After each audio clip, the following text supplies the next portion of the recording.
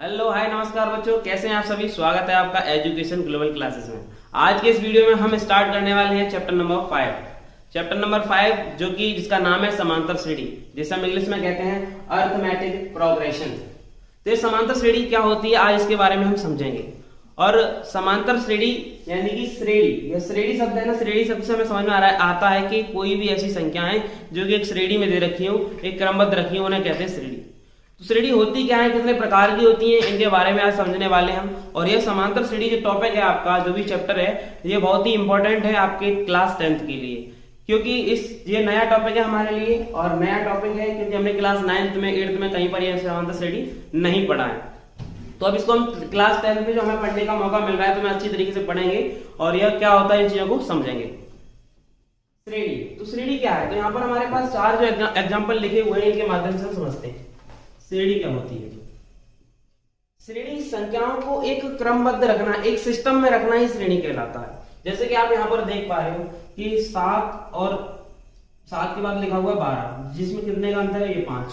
यहाँ पर फिर लिखा हुआ है 17, ये भी 5 के अंतर में लिखा हुआ है। यहाँ पर ये लिखा है, इसमें 5 का अंतर। इसी तरीके से 5-5 के अंतर में ये संख्याएं लिखी है, तो ये एक श्रेणी में लिखी हुई है। यहाँ पर दूसरा एग्जाम्पल देखें तो यहाँ पर 4 में 4 का 2 गुना कर दो तो कितना हो गया 8, 8 का 2 गुना कर दो तो कितना हो जाएगा 16, और 16 का 2 गुना कर दो तो कितना हो जाएगा 32, और 32 का 2 गुना कर दोगे तो 64। इसी तरीके से इस क्रम में यहाँ पर देखो 5-5 के अंतर में दे रखी है संख्याएं। और यहाँ पर दूसरे एग्जांपल में हम समझे तो यहाँ पर 2 के मल्टीपल में, यानी कि यहाँ पर देखो 4 का 2 गुना 8, 8 का 2 गुना 16, 16 का 2 गुना 32। इस तरीके से यहाँ पर मल्टीपल में यानी कि गुणात्मक दे रखी है। तीसरे एग्जांपल में देखेंगे तो 1 का स्क्वायर, 2 का स्क्वायर, 3 का स्क्वायर, 4 का स्क्वायर, इस तरीके से यहाँ पर अनंत तक आप जा सकते हो कि इसी तरीके से हमें दे रखी है। यहाँ पर ये श्रेणी जो है हमारी, वो किस तरीके से वर्गात्मक श्रेणी में दिख रही है कि प्रत्येक संख्या का लगातार प्राकृतिक संख्या का वर्ग होता जा रहा है। फिर यहाँ पर हम देखेंगे 4 नंबर, 5/1, 5/2, 5/3, यह भी एक आपको क्रम दिख रहा है। यहाँ पर हमने जो 4 एग्जाम्पल देखे हैं, चारों के चारों एग्जाम्पल में हमें जो संख्या है वो एक क्रमबद्ध लिखी दिखाई पड़ रही है कि यहाँ पर तो अंतर में लिखी हुई है, यहाँ मल्टीपल में लिखी हुई है, यहाँ पर स्क्वायर लगा हुआ है, और यहाँ पर हर में 1 2 3 4 एक क्रम बना हुआ है। तो श्रेणी का मतलब जहां पर संख्या एक क्रम से, एक ऑर्डर में सही तरीके से रखी हो, उसे हम श्रेणी कहते हैं। लेकिन यहाँ पर हम बात करें कि हमें इस चैप्टर में पढ़ना क्या है, श्रेणी होती कितने प्रकार की है। तो श्रेणी अनंत प्रकार की हो सकती है। जहां पर भी किसी भी चीज को, डिजाइन को बनाने के लिए, किसी भी चीजों को रखने के लिए एक ऑर्डर की आवश्यकता पड़ती है हमें, उसे हम श्रेणी कहते हैं। श्रेणी बहुत प्रकार की होती है, लेकिन हमें इस चैप्टर में केवल और केवल समांतर श्रेणी ही पढ़नी है। समांतर श्रेणी जो कि हमारा चैप्टर नंबर 5 का जो टॉपिक है, इसी को हमें पढ़ना है। तो हम समझते हैं कि यहाँ पर जो 4 एग्जाम्पल दिए कि इनमें से क्या, कौन सी वाली हमारा समांतर श्रेणी का एग्जाम्पल है। तो हम यहाँ पर समझते हैं समांतर, लिखा है समांतर श्रेणी। तो समांतर श्रेणी क्या है, जिसमें समान का मतलब समान, और यहाँ पर लिखा है अंतर। कैसा होना चाहिए, समान अंतर होना चाहिए संख्याओं के बीच, वो कहलाती है समांतर श्रेणी। जैसे कि आप देख पा रहे हो 5 और 12 के बीच, 7 और 12 के बीच में जो अंतर है वो कितने का है, 5 का अंतर है। और 12 और 17 के बीच में जो अंतर है वो भी यहाँ पर 5 का अंतर है। 17 और 22 के बीच जो अंतर है ये भी 5 का अंतर है। और 22 और 27 के बीच का अंतर देखें तो यहाँ पर भी 5 का अंतर है। यहाँ पर समान अंतर में लिखी हुई संख्या ही कहलाती है समांतर श्रेणी। तो यहाँ पर आपके सामने जो लिखा है ये वाला एग्जाम्पल, ये समांतर श्रेणी का एग्जाम्पल है। ये हम कह सकते हैं, समांतर श्रेणी को लिखते हैं अरिथमेटिक प्रोग्रेशन, यानी कि इसको शॉर्ट में लिख सकते हैं AP। ये हमारा AP का एग्जाम्पल है, पहला वाला। बात करें इस दूसरे एग्जाम्पल की, ये दूसरा एग्जाम्पल किससे है, तो यहाँ पर देख पा रहे हो 4 का 2 गुना, 8 का 2 गुना, यहाँ पर देख पा रहे हो 16 का 2 गुना। तो इस तरीके से यहाँ पर डबल होता जा रहा है, यानी कि इसको कहेंगे हम गुणात्मक श्रेणी। क्या कहेंगे, गुणात्मक श्रेणी, या फिर आप बोल सकते हो गुणात्मक श्रेणी को गुणोत्तर श्रेणी बोलते हैं, इसे गुणोत्तर श्रेणी, इसको हम बोल सकते हैं GP। ये हमारा GP से। बात करें 4 वाले एग्जांपल, तो यहाँ पर 1 का स्क्वायर, 2 का स्क्वायर, 3 का स्क्वायर, इसे हम वर्गात्मक श्रेणी बोलेंगे।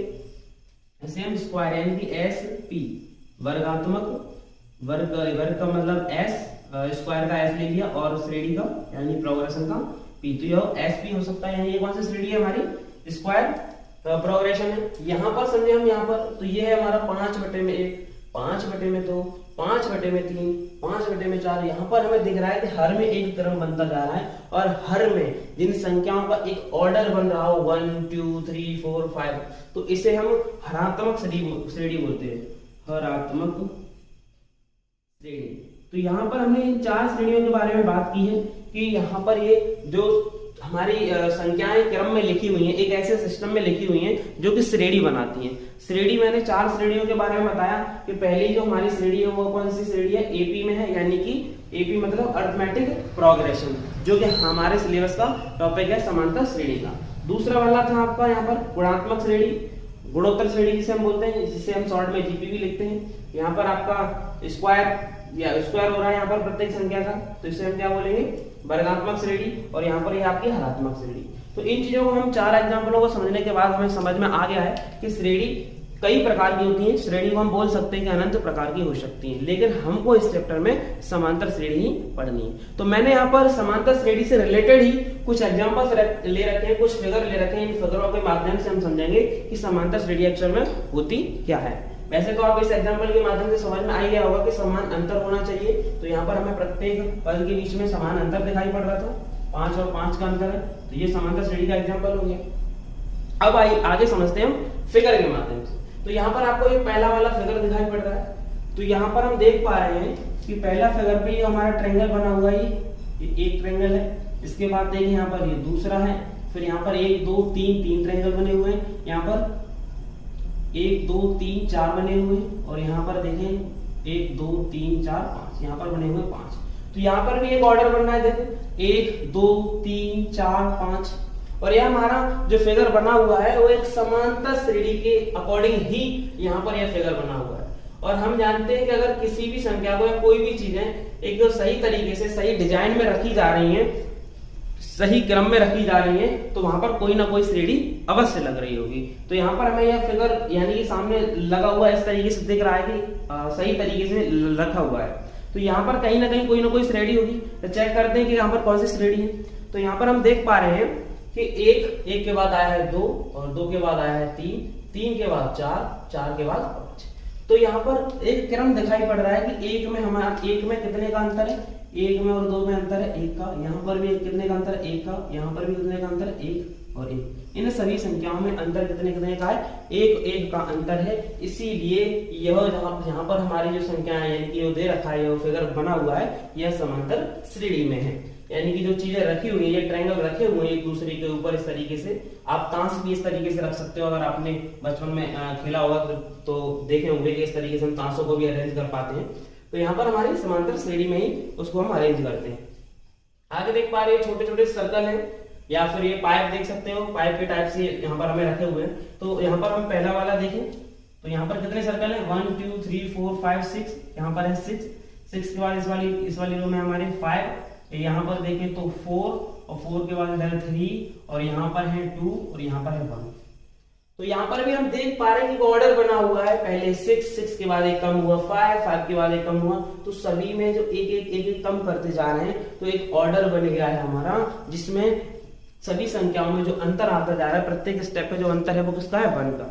यानी कि 1 का अंतर आ रहा है यहाँ पर। तो ये हमारा क्या हो जाएगा, समांतर श्रेणी हो जाएगा। प्रत्येक संख्या में कितने का अंतर आ रहा है, यहाँ पर 1 का, यहाँ पर 1 का अंतर आ रहा है। तो यहाँ पर ये हो जाएगा समांतर श्रेणी, क्योंकि हम जानते हैं एक ऐसी श्रेणी जहां पर प्रत्येक पद का अंतर समान होगा, वही समांतर श्रेणी कहलाएगी। तो यहाँ पर समांतर श्रेणी का पहला फिगर आपने देख लिया, दूसरा वाला देख लिया, तीसरा आप समझ सकते हो यहाँ पर इस वाले तीसरे वाले फिगर को। यहाँ पर इस तरीके से ये सीढ़ियां आपने देखी होंगी, अक्सर सभी के घरों में ये सीढ़ियां होती हैं जो छत पे चढ़ने के लिए। तो यहाँ पर मान लो कि ये छत है, यहाँ पर हमको जाना है, यहाँ पर जाना है। तो पहली सीढ़ी पर देखेंगे, कदम रखेंगे तो सीढ़ियां होती हैं, सभी के घरों में सीढ़ियां तो होंगी। तो यहाँ पर आप देखेंगे ये समान अंतर की सीढ़ियां होती हैं, बिल्कुल आप देखोगे यहाँ पर इसका अंतर होगा समान। फिर इतनी ही दूरी यहाँ से कम कर दी गई, यहाँ पर देखो, फिर इतनी ही दूरी यहाँ पर, जैसे कि मैं मान लूं कि यहाँ से यहाँ तक इस सीढ़ी की जो चौड़ाई है वो 10, यानी कि यहाँ से यहाँ तक ये 10 सेंटीमीटर मान लेते हैं, 10 होगा। 10 के बाद यहाँ पर जो इस वाले में किया गया वो कितना कम कर दिया, इसने 2 सेंटीमीटर कम कर दिया होगा, 8 हो गया। फिर इधर यहाँ पर जाके हो जाएगा 6 सेंटीमीटर, यहाँ पर जाके हो जाएगा 4, यहाँ हो जाएगा 2, यहाँ पर रह जाएगा आपका इस तरीके से मान लो कि आप देख पा रहे हो कि यह क्रम क्या बन रहा है, 2 का अंतर, यहाँ पर 2 का अंतर, यहाँ पर भी 2 का अंतर, यहाँ पर भी 2 का अंतर। यानी आप देख पा रहे हो कि यहाँ पर सीढ़ियां जो बनाई जा रही हैं, उन सीढ़ियों के बीच में जो डिस्टेंस है वो बिल्कुल समान रूप से किया गया है। इस तरीके से जो हमारी सीढ़ियां हैं दिखने में भी अच्छी लग रही हैं और एक प्रॉपर रूप से हमारा सिस्टम में रखी हुई है। ठीक है, तो यहाँ पर भी हमारा क्या लग रहा है, समांतर सीढ़ी लग रही है। किसी भी मकान की सीढ़ियां बनाने में भी कौन सी सीढ़ी लगाई जाएगी, समांतर श्रेणी। बात कर लेते हैं कि ये सीढ़ी तो आपने देखी हुई, ज्यादातर लोग इलेक्ट्रिशियन लोग यूज करते हैं इनका। तो आप लोग देख पा रहे हो जो सीढ़ी होती है नीचे से यहाँ पर चौड़ाई ज्यादा होती है, इसकी ऊपर जाके बिल्कुल स्लिम हो जाती है, पतली। तो यहाँ पर देखते हैं कि लास्ट में जो डंडी लगी होती है वो सबसे बड़ी होती है, उसके बाद फिर ये छोटी, फिर छोटी, इस तरीके से क्रम बनता जाता है। जैसे कि हम मान लें कि यह जो डंडी लगी हुई है यहाँ पर, ये वाली होगी मान लो कि यह 20 सेंटीमीटर की। ठीक है, 2 सेंटीमीटर से कम कर दिया, ये हो जाएगी 18 की। यहाँ पर 2 फिर से कम कर दिया हुआ, एक इधर से 1 सेंटीमीटर इधर से, तो जगह 16। ऐसे ही 1 सेंटीमीटर इधर से कम किया, एक इधर से कम किया, तो ये हो जाएगा यहाँ पर 14। यहाँ से 1 कम कर दिया, इधर कम कर दिया, तो ये 12। दोनों साइड से कम करते जाएंगे तो यह हमारा इस तरीके से मॉडल बन जाएगा। जो बीच में सीढ़ियों के जो 2 बंबू होते हैं यानी कि बांस होते हैं, उनके बीच में इस तरीके से डंडे लगे होते हैं, उनका जो साइज होता है ना, वह प्रॉपर रूप से कम किया जाता है प्रत्येक स्टेप पर।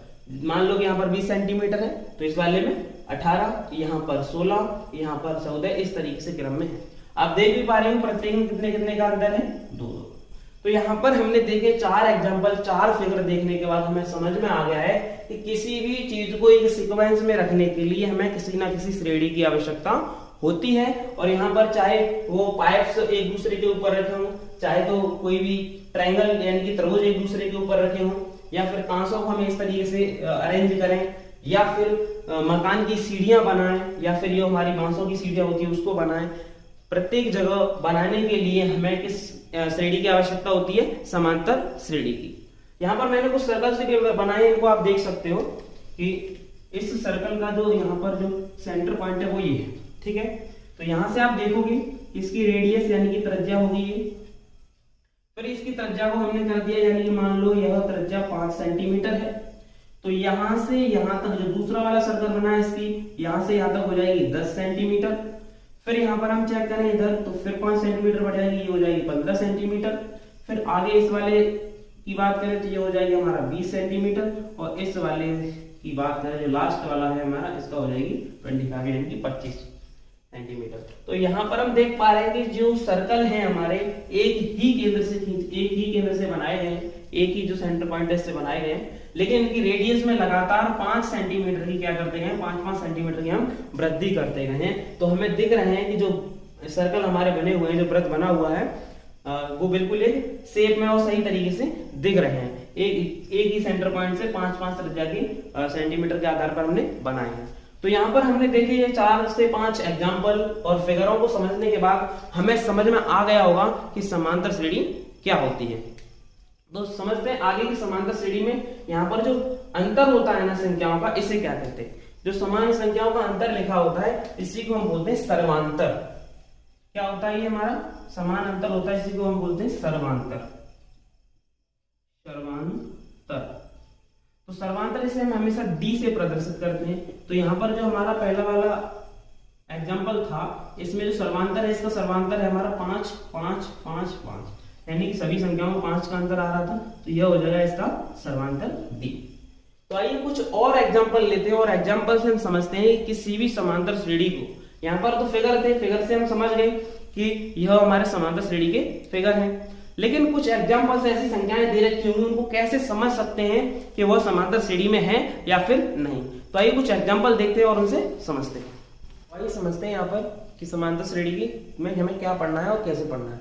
तो हम देख पा रहे हैं कि प्रथम पद यानी कि जो श्रेणी हमको दे रखी होगी उस श्रेणी में हमें सबसे पहले मालूम क्या होना चाहिए, हमें यहाँ पर मालूम होना चाहिए कि समांतर श्रेणी में जो पहला पद होता है उसे कैसे डिनोट करेंगे। तो समांतर श्रेणी का जो पहला पद है उसे हम लिखते हैं ए से, ए या फिर या लिख सकते हो A1, ठीक है। और यहाँ पर इसको लिखते हैं, दूसरा पद होता है उसे लिखते हैं हम A2, और तीसरे पद को लिखेंगे A3, चौथे वाले को A4 और पांचवे वाले को A5। ये प्रथम पद को ए लिखेंगे, प्रथम पद को ए से डिनोट करते हैं, द्वितीय पद को A2 से, तीसरे पद को A3 से, चौथे वाले को A4 और पांचवे वाले को A5। सर्वांतर हम समझ गए थे, अभी हमने क्वेश्चन पिछले वाले जो एग्जांपल समझे थे उनमें कि समांतर श्रेणी यानी कि पदों में कैसा अंतर होना चाहिए, समान होना चाहिए। तो समान अंतर इसी को हम बोलते हैं सर्वांतर, कॉमन डिफरेंस। यहां पर इसे हम डिनोट कर दे स्मॉल d से। तो यहां पर जो हमारा d आएगा यानी कि सर्वांतर को जो हम प्रदर्शित करेंगे वो करेंगे d से, ठीक है। तो यहाँ पर जो एग्जाम्पल है हमारा सामने, इसमें समझते हैं कि हमारा पहला पद क्या हो जाएगा। तो श्रेणी का पहला वाला पद ही ये पहला पद है, यही हमारा कहलाता है पहला पद, यानी कि A1 या फिर A5 हो जाएगा। बात करें A2 तो A2 कितना हो जाएगा, दूसरा वाला पद हो जाएगा A2 यानी कि 10। तीसरा पद A3 क्या होगा, तीसरा पद हो जाएगा आपका 15। चौथा पद हो जाएगा आपके पास 20 और पांचवें पद की बात करें तो ये हो जाएगा 25। क्लियर। यहां पर हमने श्रेणी के पहला, दूसरा, तीसरे, चौथे पदों को लिख लिया है और अब हम समझते हैं यहां पर सर्वांतर कैसे निकाला जाएगा। सर्वांतर कैसे निकाला जाता है, तो सर्वांतर निकालने के लिए सिंपल सा काम करना है आपको। यहां पर A2 में से यानी कि दूसरे वाले पद में से पहले वाले पद को कर दो माइनस। दूसरे वाले पद में से पहले वाले पद को अगर माइनस कर देंगे यानी कि सर्वांतर D निकालना है, कॉमन डिफरेंस निकालना है जो कि श्रेणी का, वो कैसे निकाल लोगे, A2 में से A1 को माइनस करके दूसरे पद में से पहले वाले पद को माइनस कर दोगे तो सर्वांतर D निकल आएगा। तो दूसरा पद क्या है, दूसरा पद है हमारे पास A2 कितना है 10 और A1 है हमारे पास 5, तो माइनस कर देंगे तो यहाँ आ जाएगा 5। यानी कि पहली वाली जो श्रेणी है उसका जो सर्वांतर है वो आएगा 5। प्रत्येक पद का जो अंतर है वो कितना आएगा 5। आप देख ही पा रहे हो 10 में से 5 जाएगा तो कितना बचेगा 5, 15 में से 10 जाएगा तो भी 5। इसी तरीके से यहाँ पर प्रत्येक पद में जो अंतर है वह है 5 का अंतर। क्या हम ऐसे ही है कि पहले दूसरे पद में से पहला पद ही माइनस करके सर्वांतर निकालेंगे, ऐसा नहीं। यहां पर हम तीसरे वाले में से भी दूसरा माइनस करके सर्वांतर निकाल सकते हैं, चौथे वाले पद में से भी तीसरा वाला पद माइनस करके निकाल सकते हैं, पांचवें पद में से भी चौथा माइनस करके निकाल सकते हैं। सभी में से हमारा समान ही आएगा। तो हम बात करते हैं यहाँ पर इस श्रेणी के बारे में कि यह समांतर श्रेणी है कि नहीं, कैसे चेक करें। तो सबसे पहले आपको यहाँ पर क्या निकालना होगा, सर्वांतर। ये मैं 6 एग्जांपल ले रखे हैं आपके सामने। इन 6 एग्जांपल के माध्यम से हम समझेंगे कि समांतर श्रेणी में किस प्रकार प्रथम पद, द्वितीय पद, चौथा पद, पांचवा पद निकाले जाते हैं और सर्वांतर कैसे निकाला जाएगा। तो सर्वांतर आपको समझ में आ गया, जिसे हम कॉमन डिफरेंस बोलते हैं। जो पदों के बीच का डिफरेंस होता है उसे हम कॉमन डिफरेंस कहते हैं या फिर हिंदी में सर्वांतर। इसे हम डी से डिनोट करते हैं और डी निकालने के लिए इस वाले पद में से इसका पिछला यानी कि जो पिछला पद निकल गया इस वाले पद को माइनस कर देते हैं। यानी कि इस A2 में से 10 में से 5 को माइनस करेंगे। अगर हमें तीसरा पद दे रखा है तो तीसरे वाले में से दूसरे वाले को माइनस करेंगे। आप पर डिपेंड करता है कि कैसे निकालोगे। तो आइए हम आगे समझते हैं इसको। जनरली आपको करना क्या है कि इस दूसरे वाले यानी A2 में से A1 को माइनस करना है, वही पे पता कर लेते हैं। तो यहाँ पर देखते हैं इसका सर्वांतर D कितना आता है। तो सर्वांतर D निकालोगे, इसके लिए आपको करना क्या है, दूसरे पद में से पहले वाले पद को माइनस कर दो तो कितना आ जाएगा। पहले पद को माइनस करेंगे तो आ जाएगा हमारे पास 5। चेक करते हैं दूसरा, यहाँ पर इसमें से माइनस करके यहाँ पर आप 15 में से यानी ये D निकाल लिया आपने, D फिर दोबारा से निकालेंगे। 15 में से 10 को माइनस करोगे तब भी कितना आएगा 5। यहाँ पर माइनस करें 20 में से 15 को तो भी कितना आ रहा है हमारे पास 5। और जब पदों का प्रत्येक पद का जो डिफरेंस है, जो सर्वांतर है, वो समान आए 5 आ रहा है, तो ऐसी कंडीशन में हम कह सकते हैं कि ये श्रेणी है वो कैसी श्रेणी है, समांतर श्रेणी है। समांतर श्रेणी है। आपके सामने श्रेणी दे रखी है, वो कैसी श्रेणी है, समांतर श्रेणी। दूसरी वाले एग्जांपल को बात करते हैं, इसको चेक करते हैं क्या ये समांतर श्रेणी में है। तो आइए इसका सबसे पहले हम निकालेंगे कॉमन डिफरेंस यानी कि डी। और डी निकालने के लिए भी हमने बताया था कि A2 में से A1 को माइनस कर दो, A2 में से A1 को कर दो माइनस। तो ये तो हो जाएगा आपका पहला वाला पद A, ये वाला हो जाएगा A2, ये वाला A3, इस तरीके से। तो यहाँ पर आप माइनस करोगे यानी कि 6 में से 10 को माइनस कर दो। तो यहाँ पर 6 में से माइनस करोगे 10 को तो आपके सामने आ जाएगा माइनस का 4 यानी -4 आ गया। ये हो गया इसका सर्वांतर। चेक करते हैं क्या यही आ रहा है प्रत्येक पद में। तो यहाँ पर हमने 6 में से माइनस किया 10 को, तो -4 आया। क्या आगे भी यही आएगा? तो यहाँ पर चेक कर लेते हैं, यानी डी को फिर से निकालते हैं। और डी को निकालने के लिए मैंने बताया है इस वाले पद में से इसके जस्ट पिछले वाले पद को, यानी कि जो पीछे छोटा पद है इसे उस वाले को माइनस कर देंगे। ठीक है, तो यहाँ पर हम इसमें से इसको माइनस कर रहे हैं। ये क्या है हमारा A3 में से माइनस कर दो A2 को, यानी कि जिस पद में से माइनस कर रहे हो उससे एक अगला वाला, इससे एक पिछला वाला कम कर देना है। A3 में से माइनस करेंगे तो A2 को, तो यहाँ पर माइनस करते हैं तो क्या बचेगा? A3 है हमारे पास, 2 में से माइनस कर दो 6 को, तो हमारे पास बचने वाला है -4। यानी कि हमने इसमें से इसको माइनस किया तब भी -4 आया, यहाँ पर निकाला तब भी -4, और यहाँ से इसमें माइनस करेंगे तब भी -4 आएगा। यानी कि जो श्रेणी दे रखी है वह श्रेणी कैसी है? हमारी समांतर श्रेणी है। तो समांतर श्रेणी दे रखी है, यानी कि जो श्रेणी दे रखी है वो हमारी समांतर श्रेणी है। और समांतर श्रेणी को हम शॉर्ट में यानी कि क्या कहते हैं? एपी कह सकते हैं। क्या कहते हैं? AP, arithmetic progression. तीसरे एग्जांपल को देखते हैं, क्या ये वाला समांतर श्रेणी में है। तो यहां पर हम देख पा रहे हैं कि सर्वांतर निकालेंगे डी, A2 में से माइनस करेंगे A1 को। सर्वांतर निकाल रहे हैं तो A2 में से जिसको माइनस कर रहे हैं, तो यहाँ माइनस करने पर यानी कि 10 में से माइनस कर दोगे 4 को, तो हमारे सामने आ जाएगा 6। चेक कर लेते हैं इधर फिर से वही आ रहा है कि नहीं। तो यहाँ पर हमने किया सर्वांतर निकाला, A3 में से माइनस कर दो A2 को माइनस कर दोगे तो यहाँ कितना आएगा? यानी कि A3 है आपके सामने 16, माइनस कर दो A2 को, तो A2 है हमारे पास 10, और माइनस करोगे तो आ जाएगा 6। यानी कि दो पदों का अंतर कितना आ रहा है? 6 आ रहा है। अगला यहाँ पर 22 में से 16 को भी माइनस करेंगे तब भी 6 आएगा। यानी कि यह श्रेणी हमें जो दे रखी है वो भी एक एपी है, अरिथमेटिक प्रोग्रेशन है। तो हमें इन 3 एग्जाम्पल को समझ में आ गया है बिल्कुल। ये जो श्रेणी है हमारी, ये 1 2 3 एग्जाम्पल दे रखे थे, तीनों के तीनों ही समांतर श्रेणी में ही है। आगे इस वाले को समझ लेते हैं कि यहाँ पर ये हमारा समांतर श्रेणी में है या नहीं। तो सबसे पहली चीज आपको क्या निकालना होता है? डी, यानी कि सर्वांतर। सर्वांतर निकालने के लिए आपको A2 में से A1 को माइनस करना होगा। इसका पहला वाला पद A1 होता है और इसका दूसरा वाला पद A2। तो A2 में से माइनस कर दो A1 को, तो हमारे पास जो A2 है ना वो कितना है? A2 है 1/4, माइनस करना है इसमें से 0। और आप 0 माइनस करोगे 1/4 में से किसी भी संख्या में से 0 माइनस कर दोगे तो वही संख्या वापस आ जाती है, यानी 1/4। तो अभी चेक करते हैं कि इस वाले में से इसको माइनस करने पर, यानी कि A3 में से माइनस करने पर A2 क्या सर्वांतर समान आता है? तभी हम कह सकते हैं कि दी गई श्रेणी हमारी कैसी है? AP में है। तो एक यहाँ पर हमारे दे रखा है A3 में से माइनस करना है A2 को, तो यहाँ पर करेंगे माइनस।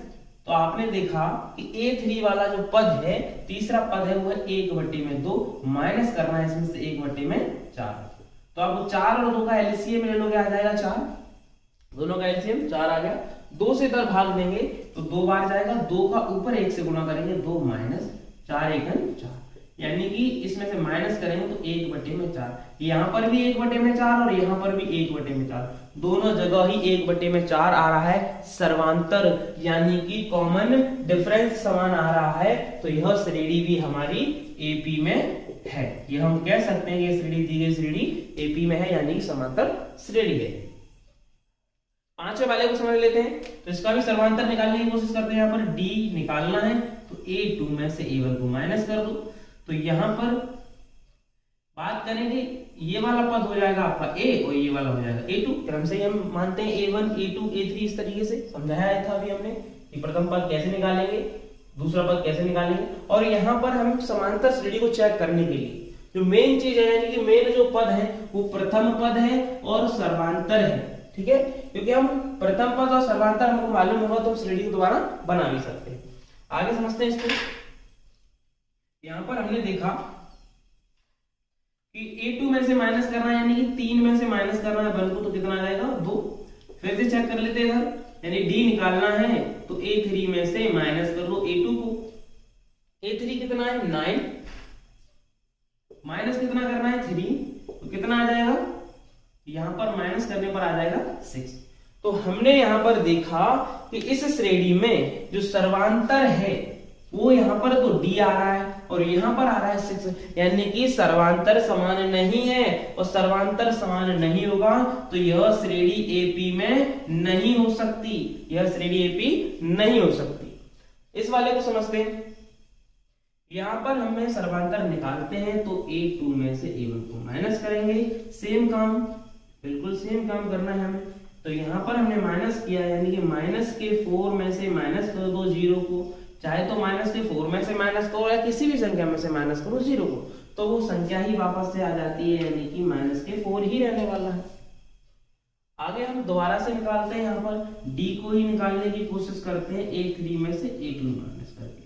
तो A3 है हमारे पास माइनस के 8, इसमें से करना है हमें माइनस A2, तो A2 पहले से माइनस का है तो माइनस के 4, और माइनस करेंगे तो माइनस और माइनस प्लस, 8 में से माइनस होगा तो माइनस के 4 और माइनस के 4। यहाँ पर भी जो सर्वांतर है, कॉमन डिफरेंस है, वो भी सेम आ रहा है, और सेम आ रहा है तो ये दी गई श्रेणी आपकी AP कहलाएगी, यानी श्रेणी AP में है। तो यहाँ पर हमने 6 एग्जाम्पल समझ लिए हैं, और 6 एग्जाम्पल में भी हमें सीधी सी एक ही बात समझ में आई है कि जहां पर सर्वांतर समान आया, जहां पर कॉमन डिफरेंस समान आया, वही श्रेणी हमारी समांतर श्रेणी कहलाई, अन्यथा जहां समान नहीं आया था वह समांतर श्रेणी नहीं थी। यहाँ पर हमने कहा कि हमें यहाँ पर प्रथम पद, दूसरा पद, तीसरा पद और चौथा पद, पांचवा पद कैसे निकालना है वो क्रम से आपको मालूम ही है। पहले वाले पद को प्रथम पद, दूसरे को द्वितीय पद कहते हैं। इसी तरीके से सभी को हम निकाल सकते हैं। बात करें सर्वांतर की, तो सर्वांतर निकालने के लिए हमें दूसरे पद में से पहले वाले पद को माइनस करना होता है, तीसरे वाले में से दूसरे को माइनस करना होता है, यानी कि जिस पद में से माइनस कर रहे हो उसका अगला वाला जो पद है, यानी कि जो पिछला पद है हमारा, उसको माइनस कर देंगे तो हमें सर्वांतर निकल आएगा, जिसे हम कॉमन डिफरेंस कहते हैं, हिंदी में सर्वांतर कहते हैं। बात करें कि यह ही हमारे दो पद, यानी ये दो मेन पद है हमारे, पहला तो यह प्रथम पद और दूसरा सर्वांतर। अगर ये दो चीजें आपके पास हैं तो आप किसी भी श्रेणी को बना सकते हो। आपको श्रेणी के इन पदों की आवश्यकता नहीं है, किसी भी श्रेणी को बना सकते हो। एक एग्जांपल और ले लेते हैं छोटा सा और समझते हैं यहाँ पर कैसे। यहाँ पर अगर मैंने ले लिया एक एग्जांपल और, जैसे कि मैंने एग्जांपल लिया यहाँ पर, एग्जांपल हमारे सामने 6,6,6,6। बताइए यह श्रेणी सर्वांतर है नहीं, यह सर्वांतर है कि नहीं, एपी में है कि नहीं, कैसे पता करेंगे? सर्वांतर हमको भी यहाँ निकालना पड़ेगा, यानी कि यहाँ पर हमको A2 में से A1 को माइनस करना पड़ेगा। तो क्या आएगा हमारे सामने, यहाँ पर 6 में से 6 को माइनस करोगे तो 0। बात करें यहाँ पर D दूसरा ले लें, यानी कि यहाँ पर हम माइनस कर दें A3 में से A2 को, तो A3 कितना है 6, A2 कितना है 6, तो 6 में से 6 गया 0, यानी यहाँ पर भी सर्वांतर 0, यहाँ पर भी सर्वांतर 0। हमें पता चलता है कि यहाँ पर जो पद दे रखे हैं वो समांतर श्रेणी में है, क्योंकि इनका जो सर्वांतर है प्रत्येक पद पर क्या आ रहा है 0। इसमें से इसको माइनस करेंगे 0, यानी कि प्रत्येक पद में क्या आ जाएगा 0 आ जाएगा, और ऐसी श्रेणी को हम समांतर श्रेणी या फिर एपी कहते हैं। तो ये थे कुछ समांतर श्रेणी के एग्जाम्पल। अभी मैंने कहा कि प्रथम पद और सर्वांतर होना आपके पास जरूरी है। अगर ये दोनों चीजें हैं तो आप किसी भी श्रेणी को बना सकते हो। तो यहाँ पर हम एग्जाम्पलों के माध्यम से समझ चुके हैं अच्छी तरीके से कि समांतर श्रेणी को कैसे पता कर सकते हैं कि कोई भी श्रेणी समांतर कब होती है।